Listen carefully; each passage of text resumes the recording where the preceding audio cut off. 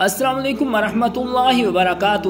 ناظرین کرام، حضرت عمر فاروق رضی اللہ تعالی عنہ، حضرت ابو بکر صدیق رضی اللہ تعالی عنہ کے بعد مسلمانوں کے دوسرے خلیفہ راشد محمد مصطفیٰ صلی اللہ علیہ وآلہ وسلم کے سسر اور تاریخ اسلام کی اہم ترین شخصیات میں سے ایک ہیں۔ عمر بن خطاب رضی اللہ تعالی عنہ عشرہ مبشرہ میں سے ہیں۔ ان کا شمار علماء و زاہدین صحابہ میں ہوتا ہے۔ حضرت ابو بکر صدیق رضی اللہ تعالیٰ عنہ کی وفات کے بعد 23 اگست سن 634 ہجری بمطابق 22 جمادی الثانی سن 13 ہجری کو مسند خلافت سنبھالی۔ عمر بن خطاب ایک باعظمت، انصاف پسند اور عادل حکمران مشہور ہیں۔ ان کی عدالت میں مسلم و غیر مسلم دونوں کو یکساں انصاف ملا کرتا تھا۔ عمر بن خطاب کا یہ عدل و انصاف انتہائی مشہور ہوا، اور ان کے لقب فاروق کی دیگر وجوہ تسمیہ میں ایک وجہ یہ بھی بنی۔ آپ رضی اللہ تعالیٰ عنہ کا نسب نویں پشت میں رسول اکرم صلی اللہ علیہ وآلہ وسلم سے جا ملتا ہے۔ آپ صلی اللہ علیہ وآلہ وسلم کی نویں پشت میں کعب کے دو بیٹے ہیں، مرہ اور عدی۔ رسول اللہ صلی اللہ علیہ وآلہ وسلم مرہ کی اولاد میں سے ہیں، جبکہ حضرت عمر فاروق رضی اللہ تعالیٰ عنہ عدی کی اولاد میں سے ہیں۔ حضرت عمر بن خطاب رضی اللہ تعالیٰ عنہ ہجری تقویم کے بانی ہیں۔ ان کے دور خلافت میں عراق، مصر، لیبیا، سرزمین شام، ایران، خراسان، مشرقی اناطولیہ، جنوبی آرمینیا اور سجستان فتح ہو کر مملکت اسلامی میں شامل ہوئے، اور اس کا رقبہ 22,51,000 اور 23 مربع میل پر پھیل گیا۔ عمر بن خطاب ہی کے دور خلافت میں پہلی مرتبہ بیت المقدس فتح ہوا۔ اس طرح ساسانی سلطنت کا مکمل رقبہ اور بازنطینی سلطنت کا تقریباً تہائی حصہ اسلامی سلطنت کے زیر نگین آ گیا۔ عمر بن خطاب نے جس مہارت، شجاعت اور عسکری صلاحیت سے ساسانی سلطنت کی مکمل شہنشاہیت کو 2 سال سے بھی کم عرصہ میں زیر کر لیا، نیز اپنی سلطنت و حدود، سلطنت کا انتظام، رعایا کی جملہ ضروریات کی نگہداشت اور دیگر امور سلطنت کو جس خوش اسلوبی اور مہارت و ذمہ داری کے ساتھ نبھایا، وہ ان کی عبقریت کی دلیل ہے۔ ناظرین کرام، حضرت عمر بن خطاب کا لقب فاروق، کنیت ابو حفص ہے۔ لقب اور کنیت دونوں محمد صلی اللہ علیہ وآلہ وسلم کے عطا کردہ ہیں۔ آپ کا نسب نویں پشت میں رسول اکرم صلی اللہ علیہ وآلہ وسلم سے جا ملتا ہے۔ حضرت عمر بن خطاب رضی اللہ تعالیٰ عنہ کا خاندان ایام جاہلیت سے ہی نہایت ممتاز تھا۔ آپ کے جد اعلیٰ عدی عرب کے باہمی منازعات میں ثالث مقرر ہوا کرتے تھے، اور قریش کو کسی قبیلہ کے ساتھ کوئی ملکی معاملہ پیش آ جاتا تو سفیر بن کر جایا کرتے تھے، اور یہ دونوں منصب عدی کے خاندان میں نسلاً بعد نسل چلے آ رہے تھے۔ ددیال کی طرح عمر ننہال کی طرف سے بھی نہایت معزز خاندان سے تعلق رکھتے تھے۔ آپ کی والدہ ختمہ ہاشم بن مغیرہ کی بیٹی تھی، اور مغیرہ اس درجہ کے آدمی تھے کہ جب قریش کسی قبیلہ سے نبرد آزمائی کے لیے جاتے تھے تو فوج کا اہتمام انہی کے متعلق ہوتا تھا۔ ناظرین کرام، حضرت عمر بن خطاب رضی اللہ تعالی عنہ ہجرت نبوی صلی اللہ علیہ وآلہ وسلم سے 40 برس پہلے پیدا ہوئے۔ شباب کا آغاز ہوا تو ان شریفانہ مشغلوں میں مشغول ہوئے جو شرفائے عرب میں عموماً رائج تھے، یعنی نسب دانی، سپہ گری، پہلوانی اور خطابت میں مہارت پیدا کی، خصوصاً شاہ سواری میں کمال حاصل کیا۔ اسی زمانے میں انہوں نے لکھنا پڑھنا بھی سیکھ لیا تھا۔ چنانچہ زمانہ جاہلیت میں جو لوگ لکھنا پڑھنا جانتے تھے ان میں سے ایک عمر بن خطاب بھی تھے۔ تعلیم و تعلم سے فارغ ہونے کے بعد فکر معاش کی طرف متوجہ ہوئے۔ عرب میں لوگوں کا ذریعہ معاش زیادہ تر تجارت تھا، اس لیے انہوں نے بھی یہی شغل اختیار کیا، اور اسی سلسلہ میں دور دور ممالک کا سفر کیا۔ اس سے آپ کو بڑے تجربے اور فوائد حاصل ہوئے۔ آپ کی خودداری، بلند حوصلگی، تجربہ کاری اور معاملہ فہمی اسی کا نتیجہ تھی، اور انہی اوصاف کی بنا پر قریش نے آپ کو سفارت کے منصب پر مامور کر دیا تھا۔ قبائل میں جب کوئی پیچیدگی پیدا ہو جاتی تھی تو آپ ہی سفیر بن کر جاتے تھے، اور اپنے غیر معمولی فہم و تدبر اور تجربہ سے اس عقدہ کو حل کرتے تھے۔ عمر بن خطاب کا 27واں سال تھا کہ ریگستان عرب میں آفتاب اسلام روشن ہوا، اور مکہ کی گھاٹیوں سے توحید کی صدا بلند ہوئی۔ عمر بن خطاب رضی اللہ تعالیٰ عنہ کے لیے یہ آواز نہایت نامانوس تھی، اسی لیے سخت برہم ہوئے، یہاں تک کہ جس کی نسبت معلوم ہو جاتا کہ یہ مسلمان ہو گیا ہے اس کے دشمن بن جاتے۔ ان کے خاندان کی ایک کنیز بسینہ نامی مسلمان ہو گئی تھی۔ اس کو اتنا مارتے کہ مارتے مارتے تھک جاتے۔ بسینہ کے سوا اور جس پر قابو چلتا زد و کوب سے دریغ نہیں کرتے تھے، لیکن اسلام کا نشہ ایسا نہ تھا جو چڑھ کر اتر جاتا۔ ان تمام سختیوں پر ایک شخص کو بھی وہ اسلام سے بد دل نہ کر سکے۔ ناظرین کرام، قریش کے سربرآوردہ اشخاص میں ابو جہل اور حضرت عمر رضی اللہ تعالی عنہ اسلام اور حضرت صلی اللہ علیہ وآلہ وسلم کی دشمنی میں سب سے زیادہ سرگرم تھے۔ اس لیے حضرت صلی اللہ علیہ وآلہ وسلم نے خصوصیت کے ساتھ انہی دونوں کے لیے اسلام کی دعا فرمائی کہ اے اللہ، اسلام کو ابو جہل یا عمر بن خطاب سے معزز فرما۔ مگر یہ دولت تو قسام ازل نے حضرت عمر بن خطاب کی قسمت میں لکھ دی تھی، ابو جہل کے حصہ میں کیوں کر آتی؟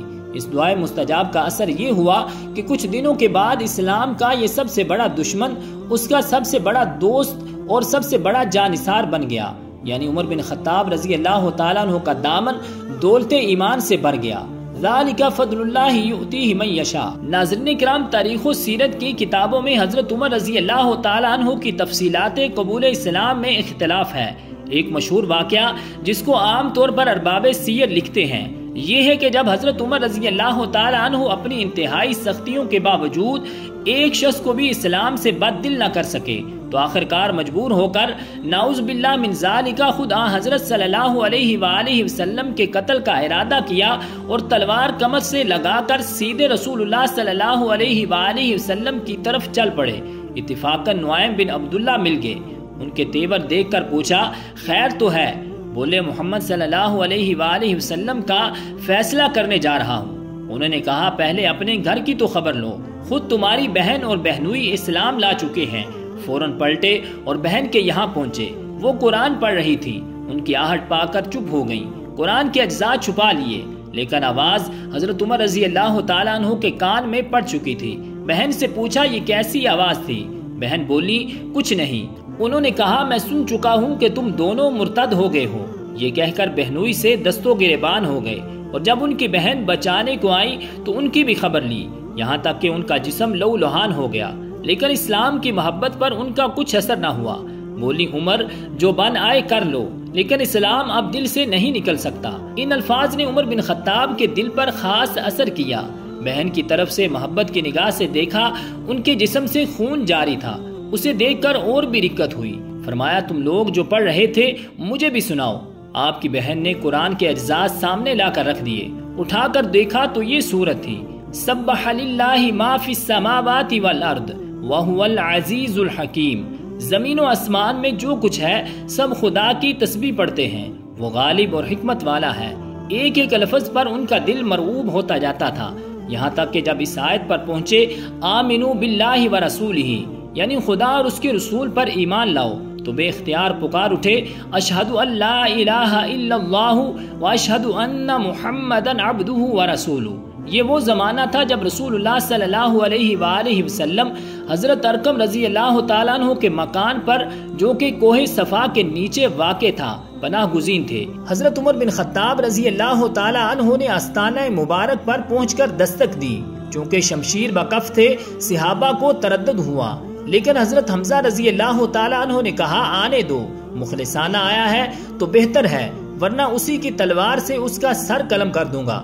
حضرت عمر رضی اللہ تعالیٰ عنہ نے اندر قدم رکھا تو رسول اللہ صلی اللہ علیہ وآلہ وسلم خود آگے بڑھے اور ان کا دامن پکڑ کر فرمایا کیوں عمر کس ارادے سے آئے ہو؟ نبوت کی پرجلال آواز نے ان کو کپکا کر رکھ دیا۔ نہایت خضوع کے ساتھ عرض کیا ایمان لانے کے لیے حاضر ہوا ہوں۔ حضرت صلی اللہ علیہ وآلہ وسلم نے بے ساختہ اللہ اکبر کا نعرہ اس زور سے مارا کہ تمام پہاڑیاں گونج اٹھی۔ ناظرین کرام، حضرت عمر رضی اللہ تعالیٰ عنہ کے مسلمان ہو جانے سے اسلام کی تاریخ میں ایک نیا دور شروع ہو گیا۔ اس وقت تک 40 یا اس سے کچھ کم و بیش آدمی دائرہ اسلام میں داخل ہو چکے تھے، لیکن وہ نہایت ہی بے بسی اور مجبوری کے عالم میں تھے۔ اعلانیہ فرائض مذہبی ادا کرنا تو درکنار، اپنے آپ کو مسلمان ظاہر کرنا بھی خطرے سے خالی نہ تھا، اور کعبہ میں نماز پڑھنا تو بالکل ناممکن تھا۔ حضرت عمر رضی اللہ تعالیٰ عنہ کے اسلام لانے سے دفعتاً حالت بدل گئی۔ انہوں نے اعلانیہ اپنے اسلام کا اظہار کیا۔ صرف اتنا ہی نہیں بلکہ مشرکین کو جمع کر کے بآواز بلند اپنے ایمان کا اعلان کیا۔ مشرکین نہایت برافروختہ ہوئے، لیکن عاص بن وائل نے جو رشتہ میں حضرت عمر بن خطاب رضی اللہ تعالیٰ عنہ کے ماموں تھے ان کو اپنی پناہ میں لے لیا۔ حضرت عمر بن خطاب رضی اللہ تعالیٰ عنہ قبول اسلام سے پہلے اپنی آنکھوں سے مسلمانوں کی مظلومیت کا تماشا دیکھتے تھے، اس لیے شوق مساوات نے اسے پسند نہ کیا کہ وہ اسلام کی نعمت سے متمتع ہونے کے بعد عاص بن وائل کی حمایت کے سہارے اس کے نتائج سے محفوظ رہیں، اس لیے انہوں نے پناہ قبول کرنے سے انکار کر دیا اور برابر ثبات و استقلال کے ساتھ مشرکین کا مقابلہ کرتے رہے، یہاں تک کہ مسلمانوں کی جماعت کے ساتھ برابر کعبہ میں جا کر نماز ادا کی۔ یہ پہلا موقع تھا کہ حق باطل کے مقابلہ میں سر بلند ہوا، اور حضرت عمر رضی اللہ تعالیٰ عنہ کو اس صلہ میں دربار نبوت سے فاروق کا لقب عطا ہوا۔ ناظرین کرام، حضرت عمر بن خطاب رضی اللہ تعالیٰ عنہ 7 نبوی میں اسلام لائے تھے اور 13 نبوی میں ہجرت ہوئی۔ اس طرح گویا انہوں نے اسلام لانے کے بعد تقریباً 6-7 برس تک قریش کے مظالم برداشت کیے۔ جب مسلمانوں کو مدینہ کی جانب ہجرت کی اجازت ملی تو حضرت عمر بن خطاب رضی اللہ تعالیٰ عنہ بھی اس سفر کے لیے آمادہ ہوئے اور بارگاہ نبوت سے اجازت لے کر چند آدمیوں کے ساتھ مدینہ کی طرف روانہ ہوئے، اور اس شان کے ساتھ روانہ ہوئے کہ پہلے مسلح ہو کر مشرکین کے مجمع سے گزرتے ہوئے خانہ کعبہ پہنچے، نہایت اطمینان سے طواف کیا، نماز پڑھی، پھر مشرکین سے مخاطب ہو کر کہا جس کو مقابلہ کرنا ہو وہ مکہ سے باہر نکل کر مقابلہ کر لے، لیکن کسی کی ہمت نہ ہوئی اور وہ مدینہ روانہ ہو گئے۔ حضرت عمر بن خطاب رضی اللہ تعالیٰ عنہ مدینہ پہنچ کر قباء میں رفاع بن عبد المنذر کے مہمان ہوئے۔ قباء کا دوسرا نام اوالی ہے، چنانچہ صحیح مسلم میں ان کی فرودگاہ کا نام اوالی ہی لکھا ہے۔ حضرت عمر رضی اللہ تعالیٰ عنہ کے بعد اکثر صحابہ نے ہجرت کی، یہاں تک کہ 622 عیسوی میں خود آفتاب رسالت صلی اللہ علیہ وآلہ وسلم بھی مکہ کی گھاٹیوں سے نکل کر مدینہ کے افق سے زواف گن ہوا۔ حضرت صلی اللہ علیہ وآلہ وسلم نے مدینہ تشریف لانے کے بعد غریب الوطن مہاجرین کے رہنے سہنے کا اس طرح انتظام فرمایا کہ ان میں اور انصار میں برادری قائم کر دی۔ اس موقع پر انصار نے عدیم النظیر اثار سے کام لے کر اپنے مہاجر بھائیوں کو مال و اسباب میں نصف کا شریک بنا لیا۔ اس رشتے کے قائم کرنے میں درجہ و مراتب کا خاص طور پر خیال رکھا گیا تھا، یعنی جو مہاجر جس رتبے کا تھا اسی حیثیت کے انصاری سے اس کی برادری قائم کی گئی تھی۔ چنانچہ حضرت عمر رضی اللہ تعالیٰ عنہ کے برادر اسلام حضرت عتبہ بن مالک قرار پائے تھے، جو قبیلہ بنی سالم کے معزز رئیس تھے۔ مدینہ کا اسلام مکہ کی طرح بے بس و مجبور نہ تھا، بلکہ اب آزادی اور اطمینان کا دور تھا، اور اس کا وقت آ گیا تھا کہ فرائض و ارکان محدود اور معین کیے جائیں۔ نیز مسلمانوں کی تعداد وسیع سے وسیع تر ہوتی جاتی تھی اور وہ دور دور کے محلوں میں آباد ہونے لگے تھے۔ اسی بنا پر شدید ضرورت تھی کہ اعلان نماز کا کوئی طریقہ معین کیا جائے۔ چنانچہ حضرت رسالت پناہ صلی اللہ علیہ وآلہ وسلم نے سب سے پہلے اسی کا انتظام کرنا چاہا۔ بعض صحابہ کا خیال تھا کہ یہودیوں اور عیسائیوں کی طرح بوک و ناقوس سے کام لیا جائے۔ حضرت عمر بن خطاب رضی اللہ تعالیٰ عنہ نے کہا کہ ایک آدمی اعلان کے لیے کیوں نہ مقرر کیا جائے۔ رسول اللہ صلی اللہ علیہ وآلہ وسلم کو یہ رائے پسند آئی، اور اسی وقت حضرت بلال رضی اللہ تعالیٰ عنہ کو اذان کا حکم دیا گیا۔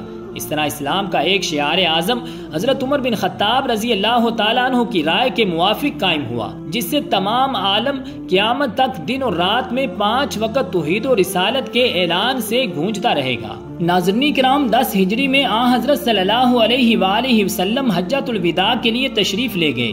حضرت عمر بن خطاب رضی اللہ تعالیٰ عنہ بھی ہم رکاب تھے۔ اس حج سے واپس آنے کے بعد ابتدائے ماہ ربیع الاول 2 شنبہ کے دن حضور انور صلی اللہ علیہ وآلہ وسلم بیمار ہو گئے، اور 10 روز کی مختصر علالت کے بعد 12 ربیع الاول 2 شنبہ کے دن دوپہر کے وقت آپ کا وصال ہو گیا۔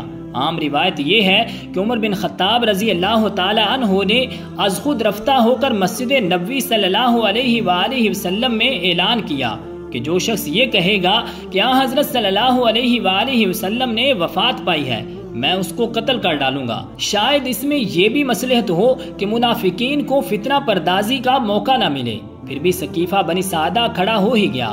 اگر عمر بن خطاب رضی اللہ تعالیٰ عنہ اور حضرت ابو بکر صدیق رضی اللہ تعالیٰ عنہ وقت پر پہنچ کر اپنے ناخن عقل سے اس گتھی کو نہ سلجھاتے تو کیا عجب تھا کہ یہی فتنہ شمع اسلام کو ہمیشہ کے لیے گل کر دیتا۔ لیکن انصار کے ساتھ بحث و مباحثہ کے بعد حضرت عمر بن خطاب رضی اللہ تعالیٰ عنہ نے حضرت ابو بکر صدیق رضی اللہ تعالیٰ عنہ کے ہاتھ پر بیعت کر لی اور اس کے بعد اور لوگوں نے بھی بیعت کی۔ ناظرین کرام، حضرت ابو بکر صدیق رضی اللہ تعالیٰ عنہ کی خلافت صرف 2.25 سال رہی۔